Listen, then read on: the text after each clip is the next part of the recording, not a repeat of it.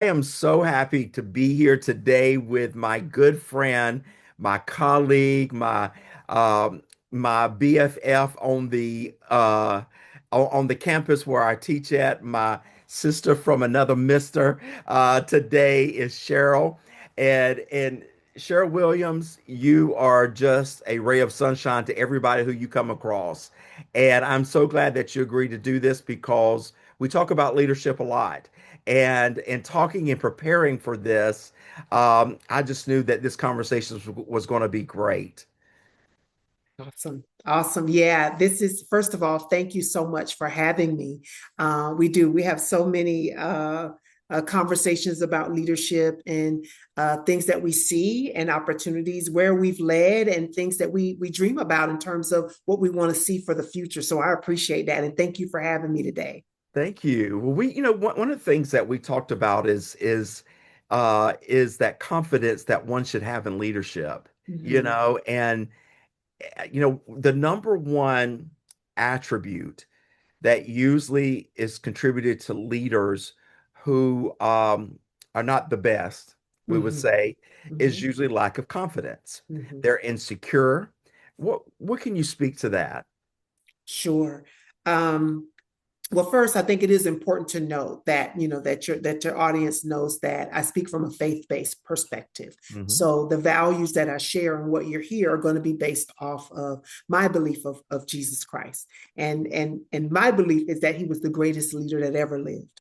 And Hmm. so I use him as an example in terms of what leadership looks like and how to make it work. So when we start talking about leaders who lead where there's an issue with self-confidence, it not only is a challenge for that leader, but it also impacts their entire organization. And so it's critical for individuals who are either in leadership or considering going into a leadership position to first and foremost make sure you're secure in who you are. It's an internal thing that there isn't a textbook out there that can teach you self-confidence. It's something that comes from within. It's a part of that intrinsic motivation that drives you. And so before we ever desire to lead anybody else, and this is even for those who are currently leading others, the first person you need to lead is you. Hmm. And if you're unsure, then start with asking yourself, are you the type of, would you follow you as a leader? How could you what should one do when you say, look, lead yourself? What are some of Mhm. the things that they could do to begin that process of being a leader of themselves? Sure. There are some certain disciplines that I think we have to discuss and really deal with. Uh, Discipline is one of them. Self-control is another. Emotional intelligence is one. um, Thinking before you speak, Mhm. being able to process and be intentional. So when you're intentional, and let's give an example, when you're an intentional leader, when you are addressing an issue, you're not already going in with the answer. Mhm. What you are going in is with an open mind to hear and look at all sides and then take the wisdom that you have and then lead from there. It becomes stifling and unproductive when you enter into a situation where you already have your mind made up. It doesn't allow for neuroplasticity and the growth that's required from the inside. That's that inside work that nobody sees. It doesn't allow for that to occur, which then stifles your growth personally and professionally. Yeah, tell me about your leadership journey. Oh boy. My leadership journey started way back in my early 20s in a classroom. Ah, I started out as a high school English teacher in Washington, D.C. public schools. okay. So my leadership journey started very early in terms of um, understanding. My perspective then had to shift to servant leadership. It wasn't about me being the subject matter expert as much as it was me being able to understand whom I was in front of and the responsibility and the weight of that. What was my goal? What's my objective? Understanding my constituents, and in this case, my classroom. Where are these children from? What types of families do they represent? And what is it? What is it that they're trying to accomplish? And so a lot of that again takes you from being selfish and it being all about you, and you turn it around and you consider who you're working with. And so that journey started in the classroom. And I can tell you this, Dr. Rowland, I made so many mistakes. I mean, I fell flat on my face in trying to figure things out. But now looking back at me, I would tell my younger self that it's okay. And Mhm. as a matter of fact, it's a necessity. Failure is a necessity for growth. Mhm. And so at the time, you couldn't tell me that. You know, you're fresh out of college and you think you have a certain mindset of how you think things should go. That theory has been driven in you, and now it's time to go into practice.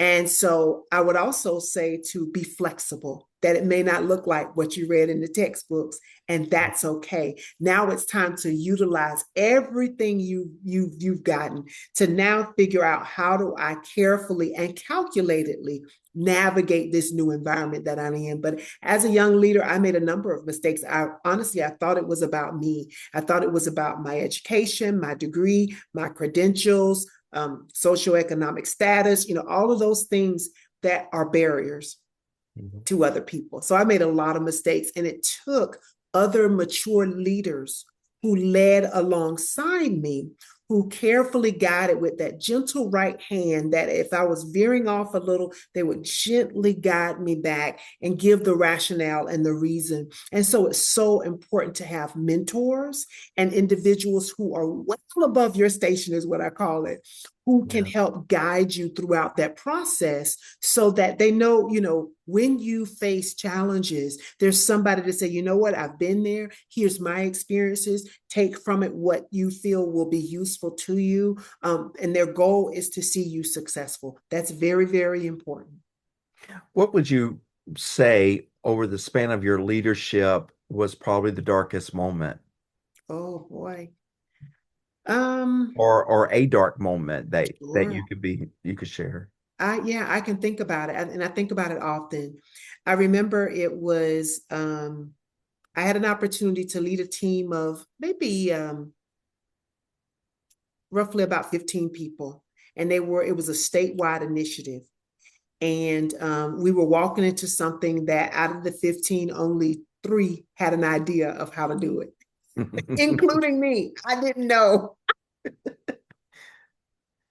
And so here I hired people.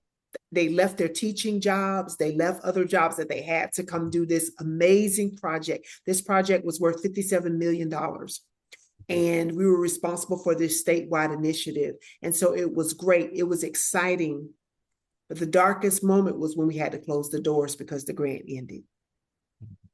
Very dark. So there I was, and I had to sit before, those individuals whom had just left their previous jobs, to then sit and have a conversation about how we're only in this for 1 year.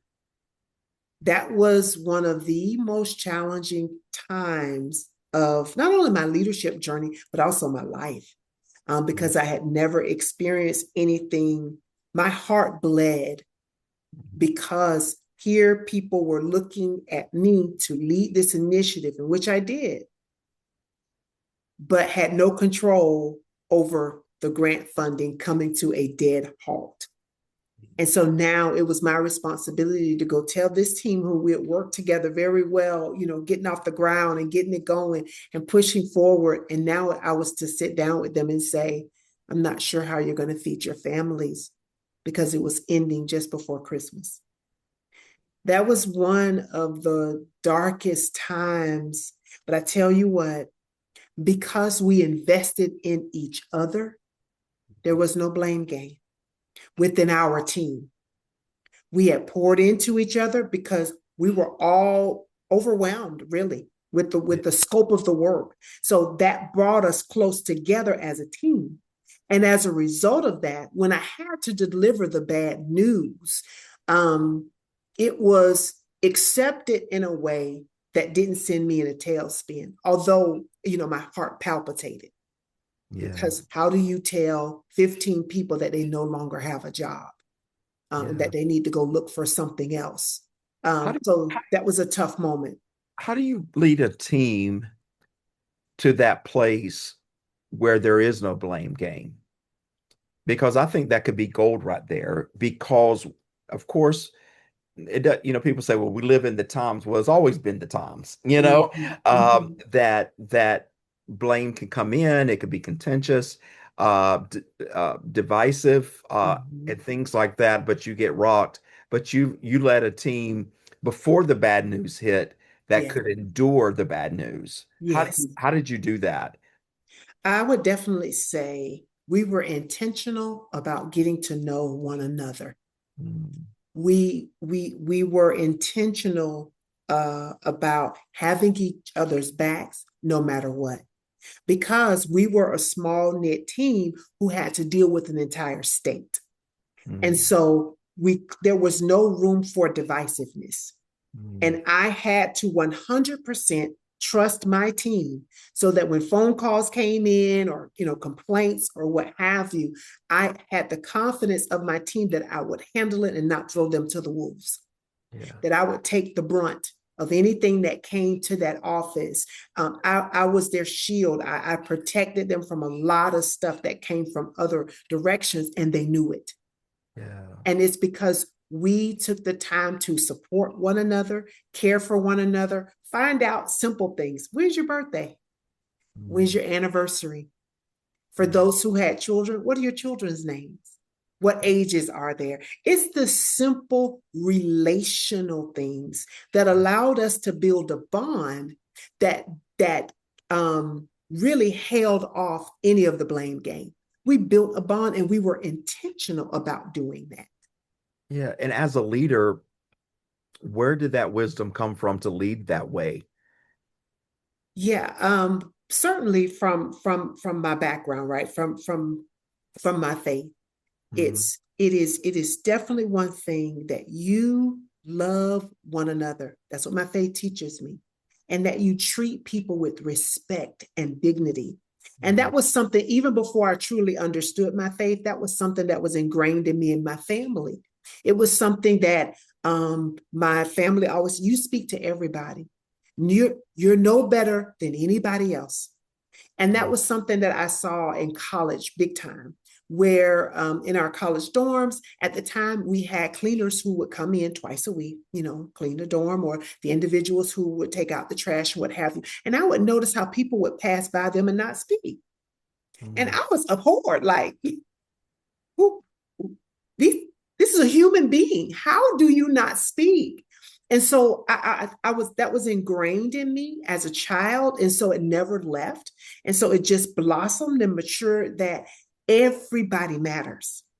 Mm. And so I think having a mindset that you're no better than anybody else, everybody matters, and that at the end of the day, we're all humans, and that we look for ways to be, we look for connections rather than we do the things that divide us. There's enough stuff in this world that is used as divisive tools to separate us. But I was taught to, there are more things that you have in common than there are different. And you Yeah, and you focus on those things, and you celebrate those things. yeah. And that takes a lot of emotional intelligence. And you talked about that earlier. Yes. Uh, can you explain a little bit more about emotional intelligence and how that should show up in leadership? Because that basically what you have shared is that emotional intelligence. Mhm. And I see it lived in and day out from your leadership when it comes to others about that. Will you share a little bit more about that? Oh, sure, absolutely. It's for me, it's almost common sense, right, in terms of how Yeah. you approach life, how you interact with people. So let me give you an example. So, for example, there are, on any given day when you walk in the office, there are a number of things that need to get done, right? But you can never forget that it's people. We're not widgets. So, with that being said, you need to check the temperature of the room. right? Before you start barking out orders, before you say, hey, you were supposed to give me such and such by such and such time and you didn't do it, and read the room. What do I Yeah. mean by that? Check the temperature. How's the person doing? Did you say good morning before you started barking out orders? Yeah. Did you acknowledge their presence?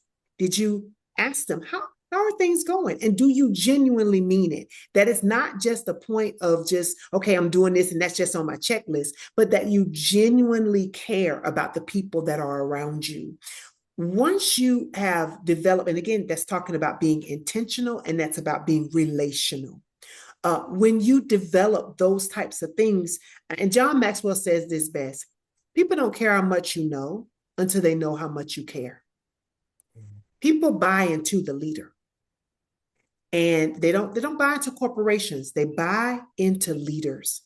And so it's so important that we're the leader that we wish we always had. Mm. And it's just being your authentic self. It's showing up, being kind, being courteous, mission driven, right? We've got visions, we've got goals, we have things that we need to meet, but understanding that at the end of the day, it's about people. Yes, there are processes, there are priorities, and there are purposes. Yes. But at the end of the day, there's people behind that. And none of your processes, none of your priorities, and none of your purposes will be accomplished without the people. Even if the people are generating AI, you still need people. And so understanding how to navigate and how to have relationships with people is foundational. It didn't start out that way with you in adulthood, because your focus immediately had to turn to a baby. Yeah, Can you share about that and sure. what all that I feel knowing you that that was one of the largest pivotal points in your life. Oh my goodness, yes. Share about that. Sure, absolutely. Absolutely. I was a young mother. I was a sophomore in college when I gave birth to my son. So you're absolutely right. That turned my world around in terms of what I thought I was going to do, where I was going to go, and how I was going to get there. So now I had more questions than I had answers. Yeah. But my family showed up and they showed up big. They Mhm. said, you're going to finish college. Mhm. It's not an option. And we're going to do whatever it takes to make sure that you finish. And surely they did. So that old proverb about it takes a village to raise a child, I saw it firsthand. I saw where not just my mother and my sister, but I'm talking about my grandmother, my aunts, my cousins. When I say everybody chipped in, they did. So I was still able to. I lived about 2.5 hours north. Where I was attending college was about 2.5 hours north of where I was born and raised and where I had my child. And so they said, nope, you go back to school that semester after I had my son. You go back to school. He's going to stay here. We're going to make sure everything is okay. And then when you come home on the weekends, or we'll bring him up to you. Sure enough, sometimes we would meet halfway, or they would come up on a Friday, and I get a chance to have my son throughout the entire weekend. And I never forget my mom saying, "You're the mother, and Mhm. I will make sure that he knows you're the mother, and I'm the grandmother." Mhm. Those pivotal moments really shifted. Um, Now I already felt like my family was amazing, but to now see it in action, it took all of them to have a hand in making sure that he got to school, that he was picked up from school, that he had aftercare, that they were doing things with him on the weekends. When I say my aunts, uncles, cousins, everybody pitched in, and it truly was a family affair. And so now when I look at my son now 35 years later, you can see he's a product of our entire family. And so that moment, and I know a lot of people don't have that same story. I've heard it, I've seen it, where some people had to drop out of school because they didn't have a strong support system that the way I did. But for me, it was a non-negotiable. You were going to finish. And so not only that, with that support, then I was able to then go on and also, earn a graduate degree as well, because of that push of now your shift focuses on, you have a little human being that you Yeah. are 100% responsible for. Yeah.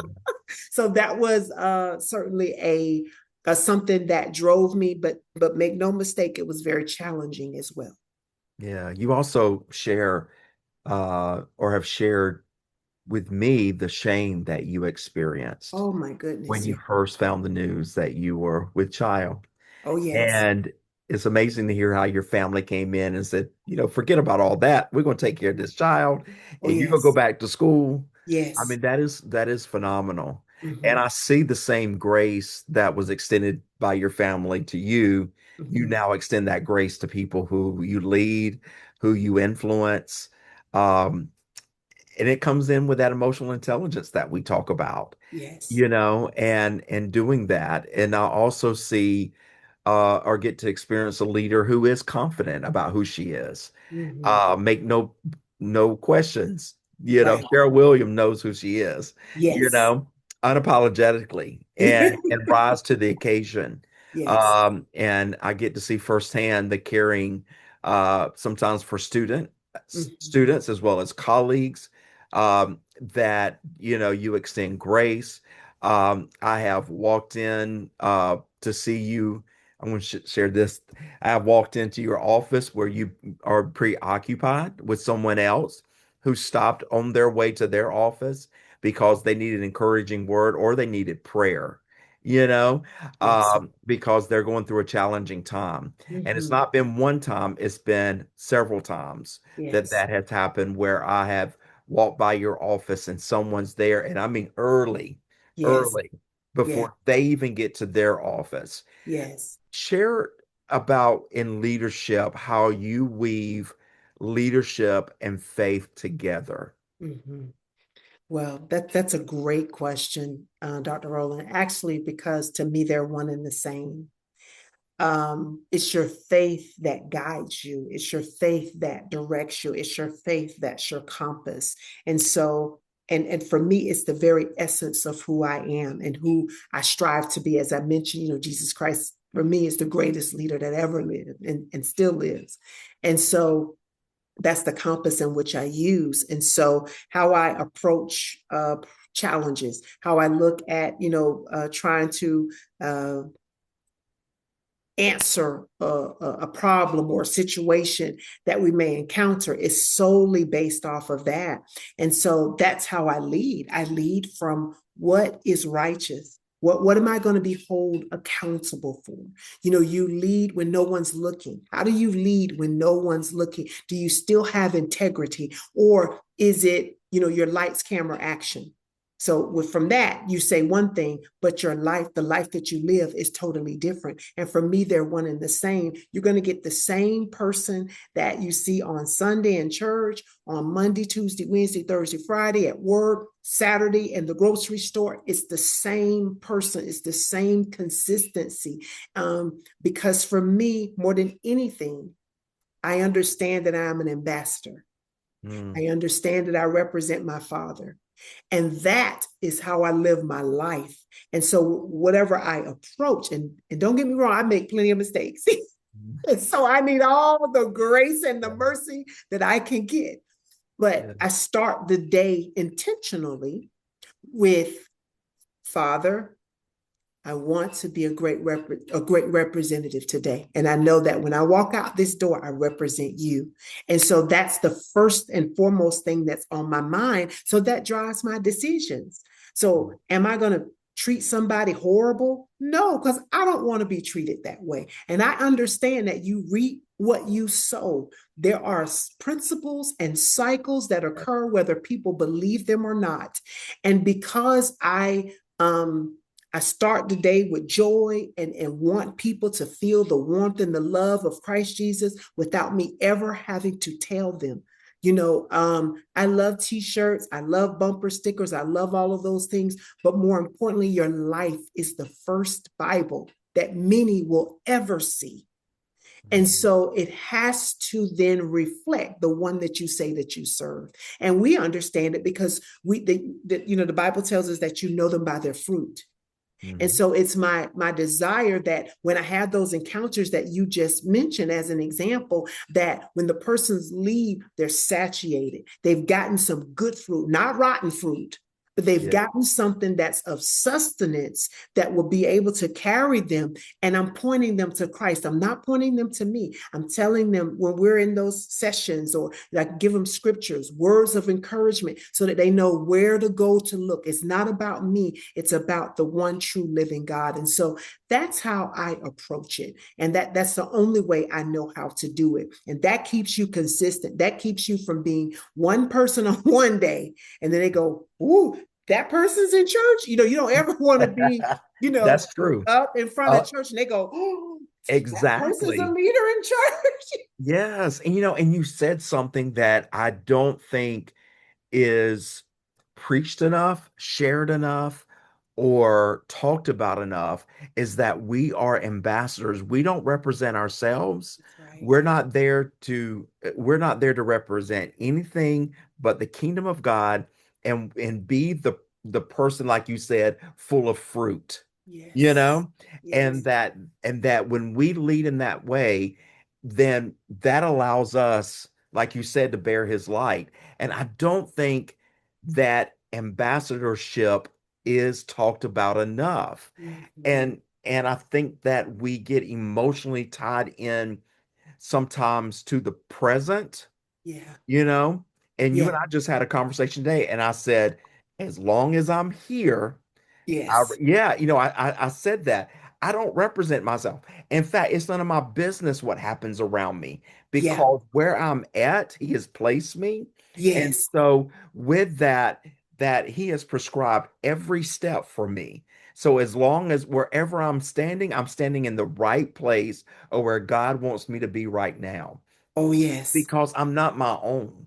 That's I am right. his, and he is the one who sends me and be to where he wants me to be. And it does take Absolutely. a lot of faith It does. because sometimes the numbers don't add up, the Right. environment is not right. That's Uh, right. and all, but the thing is, it's none of our business. And I would say business is a business sense. Uh-huh.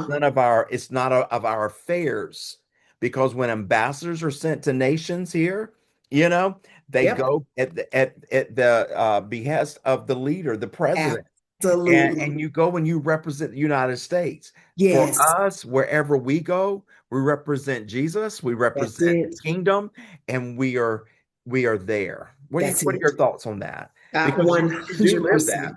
Yeah. Yeah. And, 100%.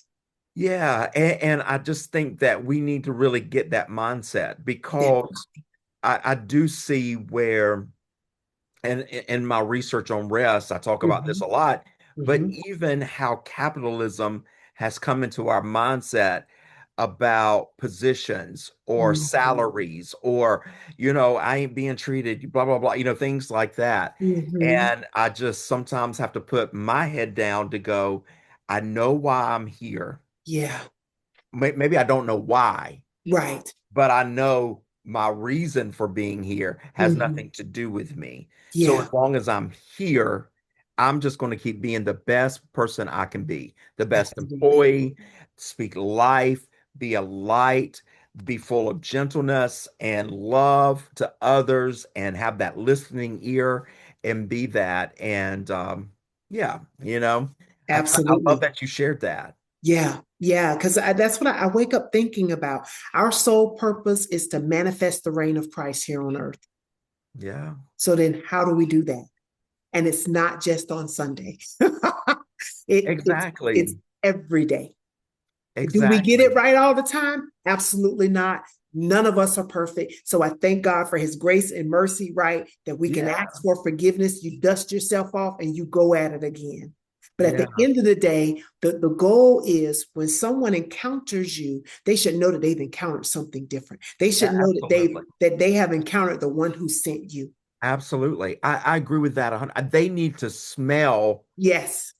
the kingdom off of me whenever they come. Absolutely. And we got to be thoughtful of that That's correct. because we can have ways that rubs that smell off of us. Oh, yes. Yeah. And so what we got to do is constantly be in the posture, you Mhm. know, and some it doesn't take a lot. It just takes a you got to shift your mindset. That's it. You know, it doesn't mean that you should do this more or do that more or Right. whatever, because then what happens is then we put conditions. There you go. I want to make sure that whoever I come in contact with, that I am influencing them in some way that whenever they leave my presence, they're not Yes. only leaving my presence, but the kingdom that I represent, There you go. you know? Absolutely. You Yeah. said something so critical about, this things to do. Sometimes we've gotten it mixed up that there's this list of things I've got to do. It has Yeah. nothing to do with Nothing to do with that. doing, and it has everything to do with being.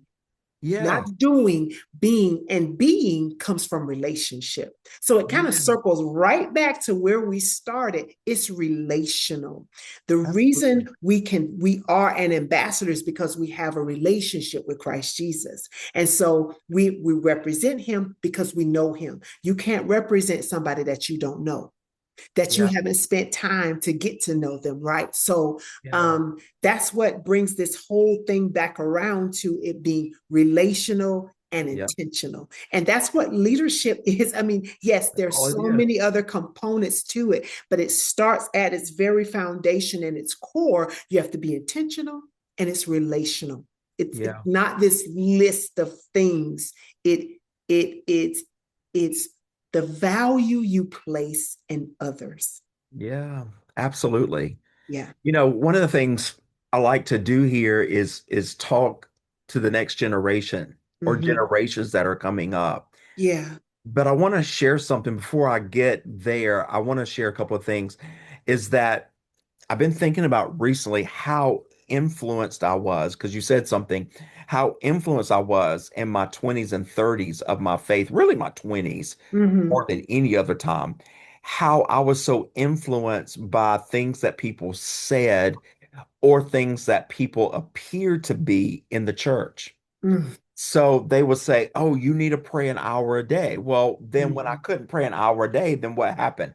I Yep. felt guilty. I Absolutely. felt, and now that I am older, if I could encourage, and this is going to be my take on this. If I can encourage young believers, you have to work out your own salvation with fear and trembling and not be influenced by what they say or what they are doing, Yes. because your faith is an individual thing between you Yeah. and your father, and how you work that out is only the business between you and your father, you know Absolutely. and other people's jobs is to work out their own salvation, you know, and be that way, And I pray that uh I pray that I will always walk in the grace that your family walked in with you, Mhm. because I know from conversation with you what you were carrying at that moment. You were scared to tell them, Oh, yeah. but they rose to the occasion. And that's how we are to be as believers. And I know that there has to be people that may be listening to this that are older, but also maybe younger, Yeah. that have faced a situation right now Hmm. that they have not shared with anybody. They may be ashamed of Hmm. the news that they've gotten, or the events that occurred, or the Hmm. things that they have done. Hmm. And what would you share to that individual that's going through that?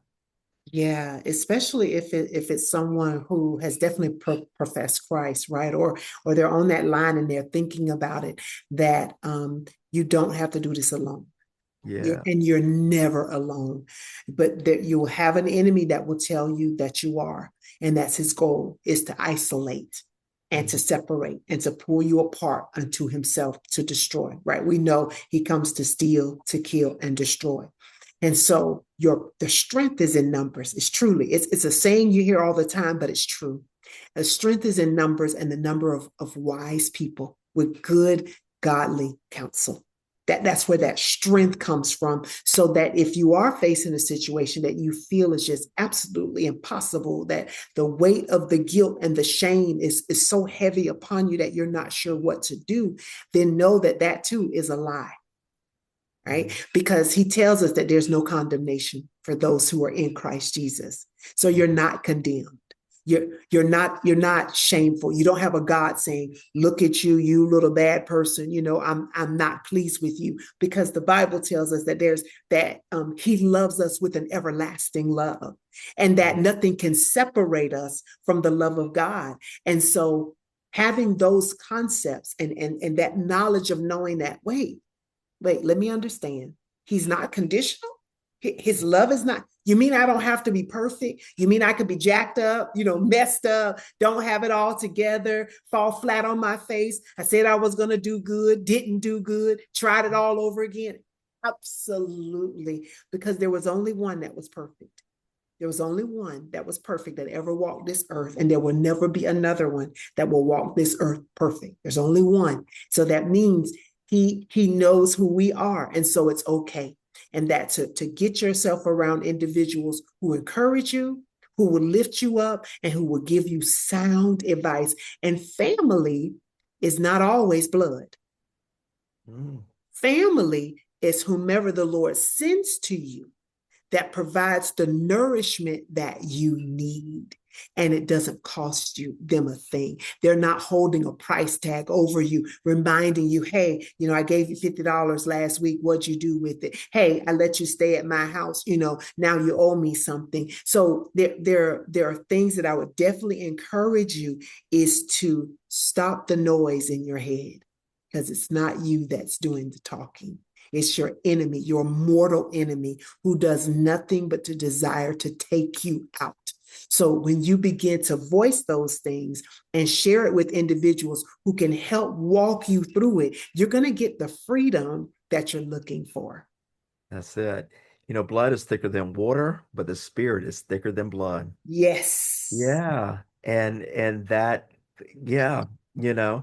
What would you say?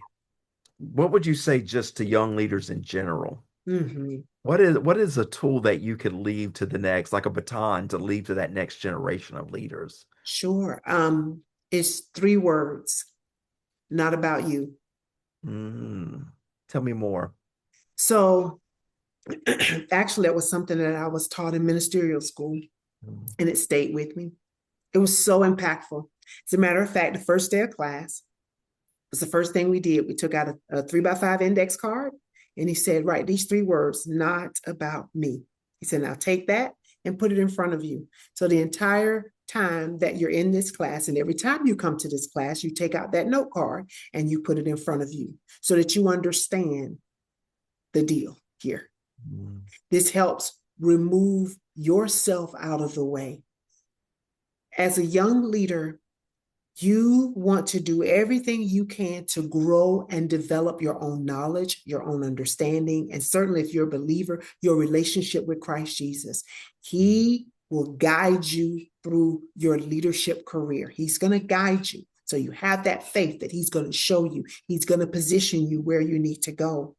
Never stop learning. Always be a student, not only of the word, but also of leadership principles, right? You won't ever come to a pinnacle where, oh, I got it all now. Even like my good friend here, Dr. Rowland, who's earned his PhD, even in that, there's still more learning that he does because he is a student. He's a student of the word, but he's also a lifelong learner. And so we never stop. You always want to know that there's always another level that you can get to. There's always something that you can ascertain to, and you're not doing it for you, but you're doing it so that you're well equipped to carry the weight of the assignment and to Mm. do it well and Yeah. to love people along the way. And when we keep it that simple, it keeps some of the confusion, chaos, stress. It kind of keeps some of that at bay. If we keep the main thing, the main thing, it's not about you. You get, thank you for sharing that. You get to an age where legacy matters. Yeah. You know, it's just things change. They change. They change, and all of a sudden, you got to leave a legacy. You Yeah. got to leave something behind Yeah. for the next generation.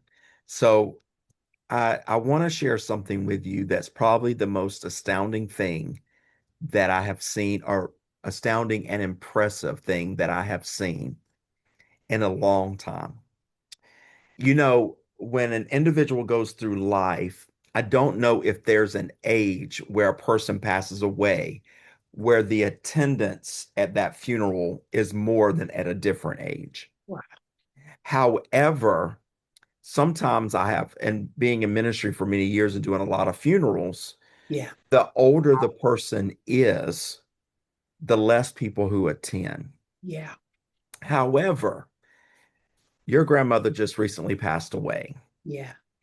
and you showed me a video of her homegoing. Yes. And what age was she when she passed away? 99. 99, and that church was packed out. The floor, the balcony, it was packed out. Tell me about your grandmother and what legacy she left with you. Oh my goodness. My grandmother's amazing. Wow. Because Uh, I think about that often. I want to yeah. tell you, I think about that video often Wow. because of it's something to aspire to, Yeah. you know, Yeah. not to lose your influence in your 80s or 90s. You're still influencing all the way up to 99. Yes. Tell us a little bit about her. So here's one thing that just kind of came to mind that kind of speaks to the type of person and type of woman she was. So my grandmother like has her bachelor's degree and had her master's degree very early. And she, met influential people like Dr. Mary McLeod Bethune and actually hung out with his grandson for a very long time. They were friends for a very, very long time. Um, and so my grandmother was a teacher, Mhm. and for extra cash, she and my grandfather were teachers, and for extra cash, she would work at a location where she would serve. So she was a server, and the people who were very wealthy individuals, she would go to this place and serve. They had no idea that my grandmother had her master's degree and was a teacher. They had no idea. Mm, They knew something was different about this server, mhm, but they didn't know. And so I say that to say her titles, she never led with her titles. mm, She just served. yeah. And so you would only know that, if you were in her circle of where she taught, of course, because she taught for almost 40 years, or, in the family, because we knew it. But outside of that, that wasn't something she didn't brag about it. We did. We were like, Yeah. Grandmama, you came through like, oh my God, it's she, of Yeah. course, she had to attend segregated schools because that was the time, but still, my Mhm. 99-year-old grandmother had a master's. That was unheard of. And so did my grandfather. And so that's just the type of person she was, that here she was a very smart lady who actually started the kindergarten curriculum in the state I was born in. She started the Mhm. kindergarten curriculum. Mhm. It's not something she talked about. She just Mhm. lived it. Mhm. She just lived it. And so she not only taught us and talked to us over the years about how to treat people, but we also got an opportunity to watch it all my life up until my adulthood, up until last year. Yeah. So through her and so many members of my family, I was able to witness it firsthand of what it's like, despite all the obstacles that could come your way, Mhm.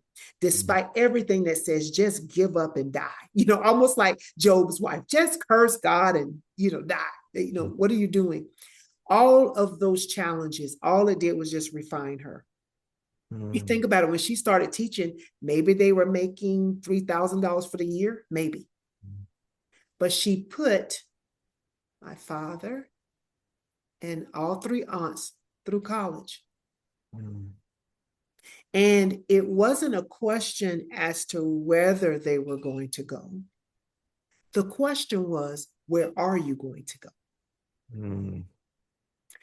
And it that's a legacy. She said Yeah. a legacy because we have generation after generation after generation of the expectations that you will continue your education beyond high school. Now, where is it that you like to go?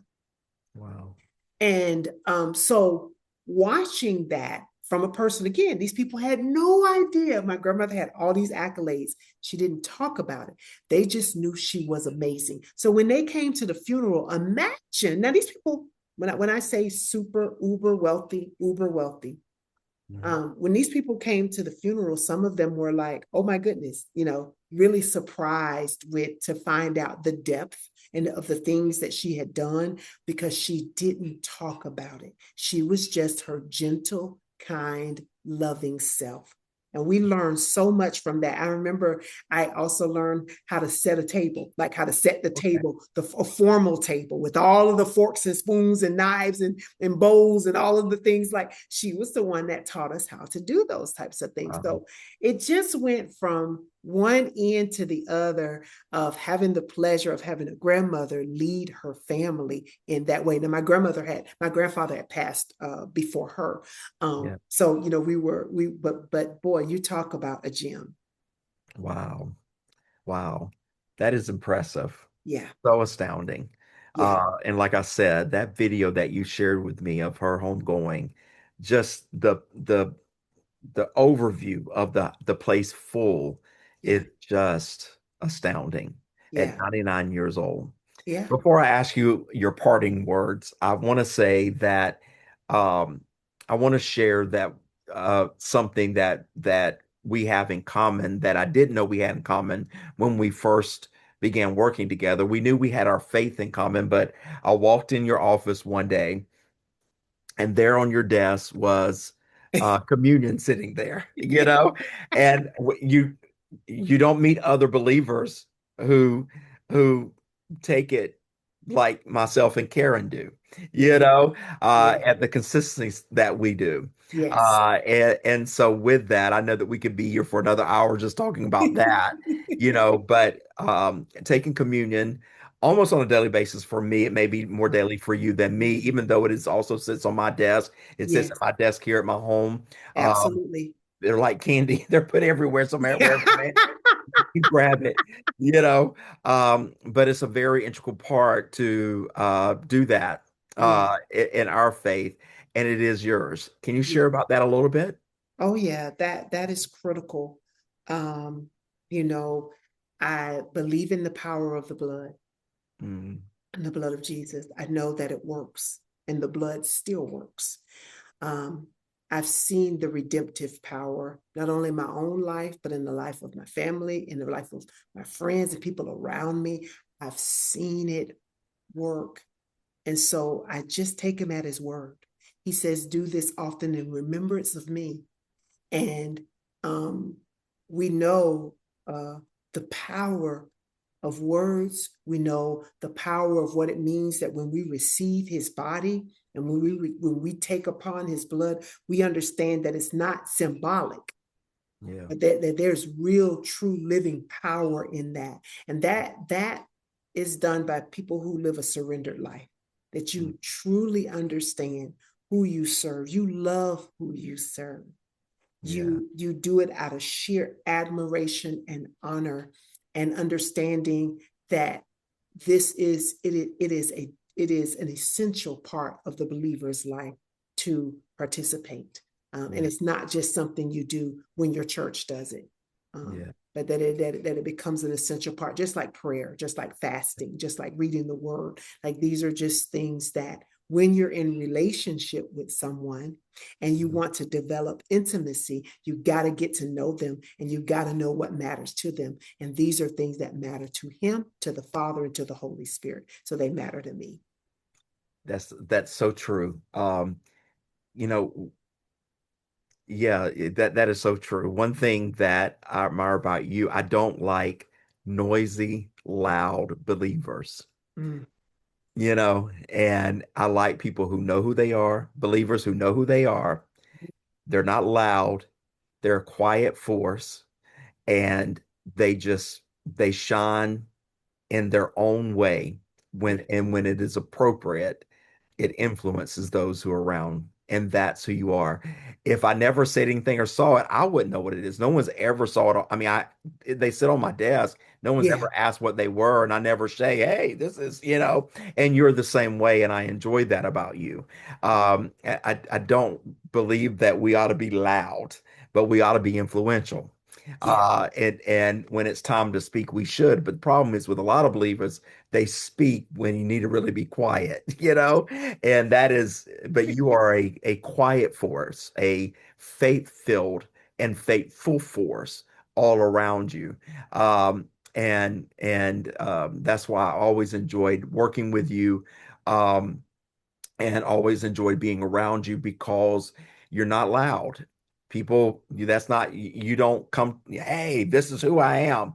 People just go, something different, you yeah, know, don't know yeah, what it is. But like we said, when I leave, I want to leave something behind. That's absolutely. how I want to be influential that way. And Yeah, like you said, what John Maxwell said, I want them to know how they were treated, how they were loved and respected, treated with dignity, heard, things like that. I yeah. want to ask you, what are your parting words? What are the last things that you would like to say in this interview that maybe you haven't shared that you would like to leave behind? Mm. You know, don't believe everything you see, not Mm, with the natural eye. And it's so important to be in tune with your Father. It's so important to hear what He has to say about a matter. Your eyes can be deceiving. Things that are happening, especially, in the times that we're living in right now, it can bring about anxiety. It could bring about nervousness, anxiousness, which then impacts your body, and it can put you like you're on a little hamster wheel, not going anywhere. But there's one thing that he says in Psalm 46 and 10. He says, "Be still and know that I am God." In that being still, there are things that we're doing. Being still is actually a verb. There's movement happening because faith requires movement. Belief is a movement, it is an action. mhm, And knowing that He is God, it's an intimate knowing. It's something that you know that despite what is happening around me, I will not be moved. mhm, I will not get rushed and hurried and panicky because I know who my Father is and I know what He said. And that's an assuredness and a confidence that regardless, the whole earth can shatter right around you and you're still standing because you know who you are and you know whose you are. And there's no money, there's no amount of money that can pay that for you. There is nothing on this earth that could be given. That you have to know who you are in Him and take Him at His word, because His word never fails. mhm. Professor Cheryl Williams, look at you go. Yeah, look at you go. Thank you so much for doing this. Oh my goodness. Thank you so much. I've had a great time Yeah, because we got to do this Dr. again. Rowland, we got to do it again. And I thank you for allowing the intersectionality of faith and leadership. Mhm. It's not, I love it. And as believers, it's not something we have to leave on the shelf. Okay, well, I'm just a believer when I'm at home, or I'm just a believer when I'm at church. No, it's the very essence of who you Absolutely. is. And so I'm grateful that we're having these conversations. I'm Mhm. grateful that we can freely talk about our love for Him and how it shows through how our interactions with other people. So thank you for being brave and having these courageous conversations, stepping out here, pushing the envelope, pushing back against the noise that we're hearing, and asserting the authority of Jesus Christ through everything that you are. So thank you so much. Thank you.